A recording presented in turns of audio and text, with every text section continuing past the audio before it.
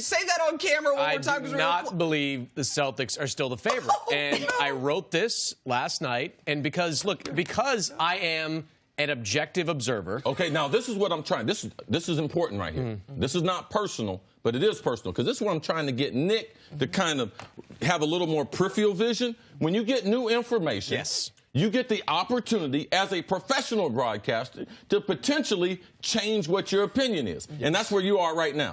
Let me just take it from 10,000 feet first right here. What Kobe Altman did on Thursday, the GM of the Cavaliers, he basically went on TV with a sign that said Nick Wright is wrong. Because he said, he said, what was his phrase? A slow death march. Kobe Altman, the GM of the team, said the team that was currently constituted, the team that you swore up and down was going to the NBA Finals, was on a slow death march. Right, this is that a guy was going to end in the finals. No. Beat by the team in the West. No. The slow death march. It was over. So what did he do? He did the virtually unprecedented. He went out and upended almost half his roster. He went out and changed almost half of his rotation. He brought 4 guys in with a third of the season left. Now, these 4 guys, they brought in the right guys. My opinion of 2 of those guys is very high. Number 1, Rodney Hood, who I think is one of the most underrated players in the NBA today. He was drafted 23rd for inexplicable reasons. He has been underappreciated for the last 3-4 years for inexplicable reasons. That's number 1. He's going to play extremely well off of LeBron James. Number 2 is George Hill, who changes the dynamic of the point guard position. George Hill, who last year averaged almost 16 points in the playoffs for the Jazz, who 4 years ago was playing in the conference finals with the Indiana Pacers. Those 2 players, plus what you get from Clarkson and from Nance, it totally changes what that team was, Nick. Nick, they are the furthest thing from what they were, which is why I've turned back to the Cavaliers. So you didn't know that there was a trade deadline? I did. I came on the show the day before and said George Hill probably going to make it happen. I said I think that changed them a little bit. Yes. Everything else changed them a lot. Okay, well, so let's stick with the George Hill, Rodney Hood. Okay. Because those 2 guys, I read your article this morning. I believe it starts with you had your chance, Eastern Conference. The Cavs were right there, right freaking there. I can hear the pain in your voice. You had your chance, now it's gone. You say the Death Star's back. I believe in an earlier column when you were telling people to book their tickets in Boston for the finals. You referenced the Death Star as well. But let's look at George Hill, Rodney Hood, how they got these guys. Can we show America what these trades were? So the Jazz gave up George Hill. They got back Jay Crowder and Derrick Rose, who they bought out. The Jazz gave up Rodney Hood. Yep. The Kings gave up George Hill.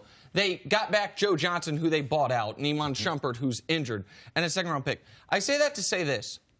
Any team in the league could have gotten those guys. Why didn't Danny Ainge? Well, hold on. Okay, you're right. Every team in the league could have gotten those guys, but 2 things the Cavs had going for them. 1, they had an owner who was crazy enough to take on bad salaries. Rodney Hood you acquire, and if you want to keep Rodney Hood, you probably have to pay him like $15 million per year. Rodney Hood is not a bad salary right now. But he's going to be. That's why Utah let him go. Utah let him go because, okay, we got Rodney Hood, we got Donovan Mitchell, one of the top rookies in the draft. We have to pay one of these guys. That's why we're willing to make that trade. Plus, Utah's loved Jay Crowder for years. They were hot on him after a while. Also, never underestimate Sacramento's willingness to do something dumb. Like Sacramento. Well, why didn't Danny Ainge take advantage of it? Because Danny Ainge does not want to trade his first-round picks. Because even though the Celtics they got 3 of them. Hold on. Even though the Celtics are a legit Eastern Conference contender, Danny Ainge is still big game hunting down the road. This team checks in with New Orleans all the time. They want to know what Anthony Davis is doing. They want to know when they can get him. And if they are going to acquire Anthony Davis, I'm not saying they're going to, but if they're going to acquire Anthony Davis, it's going to be because they have extra first-round picks. What did we see during the trade deadline?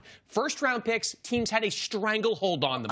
Vice-grip, Mirotic, and this deal. Only time first-round picks were dealt. Let me just ask you a question real quick. You said Danny Ainge is big game hunting. Yes. 2 weeks ago, the discussion was the big game is this year. How well they compete against the Warriors. 4 days ago, you sat here and told me about how Greg Monroe is the big addition. Greg Monroe, who, by the way, is unplayable against LeBron, and we knew that. Like, we don't now get to do this with the Celtics. We don't get to give the Celtics all this credit in the world. Oh, my God, they're ready to compete right now. And then when the Cavs lap them in 3 days, they're more worried about the long term. Well, I don't think the national media thought that this team was ready for prime time. Like, there's still a player or 2 away. And their second-best player is hurt. So let's not forget that. I do agree with you in some way that Danny Ainge, he also didn't make a bad deal. He made a great deal in the Kyrie Irving. And they're still looking for another player. This is not a franchise that looks at this team as if they're a complete team. But as they stand now, can they compete with Cleveland and Toronto for the East? Yes, they can. But Cleveland is far more talented. And that happened at the trade deadline. Last Wednesday, Boston was a better basketball team than Cleveland. And we have to admit that the trade and the talent influx in Cleveland, the Boston team is not prime time yet. They're still a player or two away from being prime, just based on my humble opinion. Cleveland had to do what they did, because if they didn't, not only would they have gotten beaten in the conference finals, if they even got there, but they would have lost LeBron James. They would have lost him, and he would have had to walk away. Now, what the Cavaliers have done, Nick, is put themselves in an impossible predicament here, because if LeBron walks, they're right back to that 1963 team they were in 2011, because you've got George Hill making like $19 million next year. You got Rodney Hood, you're going to have to pay at some point. You got a whole bunch of guys that are great playing off of LeBron James, but will not be very good playing with them. Boston is not in that position. Can you sit there and say you would have met Memphis's demands, a first-round pick for Tyreke Evans, who would have helped your team in the short term, but you would have had to have given up a first to go and get him? That's nuts. Hold on. One of Boston's first? Yes. What I know is this. The Celtics have the Lakers pick this coming year. In 19, they have the Clippers pick. In 19, they have the Memphis pick. They also have all their own picks. And now, once again, even though Kyrie's there, even though you're telling me the whispers, no one wants to say it, Gordon Hayward could be back this year. Even though they have a contract in Marcus Smart they want to get off of and the assets to do it. No, we're still going to wait. Because, by the way, I don't blame them for this. They're doing what they should do, which is try to wait out LeBron. Because they're not waiting out LeBron. What they're doing is saying, look, if we put all our chips on the table and we go all out, we can beat Cleveland, and then we get pasted in the finals by Golden State. Is it worth it in Boston to get to the finals and lose in 4 or 5 games? Going all out. You could have. All out is giving up a first-round pick. Look, when you have 4 more. It doesn't matter. To get Anthony Davis, if that ever happens, to get Anthony Davis, it is going to take a Herschel Walker type of package. It is going to take the greatest trade package in sports history to get Anthony Davis out of New Orleans because of his age, his skill level, and his contract situation. So I'm just curious. So that's what we're talking about here with the Boston. We've now moved the goalposts again to it doesn't matter because they're waiting for what you just described would take the greatest trade package ever. By the way, Anthony Davis is not available. Right. I know Boston keeps calling and they keep getting hung up on Anthony Davis, and I know people in Boston are like, oh, this Anthony Davis thing, because what we know is guys often get traded, top 8 players with 3 years left on their deal. He's not there. But I just want to go back for a moment. For the Cavs and what happened here, why are you surprised that the Cleveland Cavaliers, LeBron's first year there, they remade their roster at the deadline? Second year there, they fired their coach. The third year there's the only year they haven't made a major move because they were the defending champions. Why is anyone shocked? Why do people get to say, oh, now I believe in the Cavs, when there were some people saying, of course they're going to change their roster? What about NBA history? No team had traded that number of players. It's the largest trade that we've seen. So, who can predict that, Nick? You mentioned they were going to get George Hill. We mentioned that they might make another move.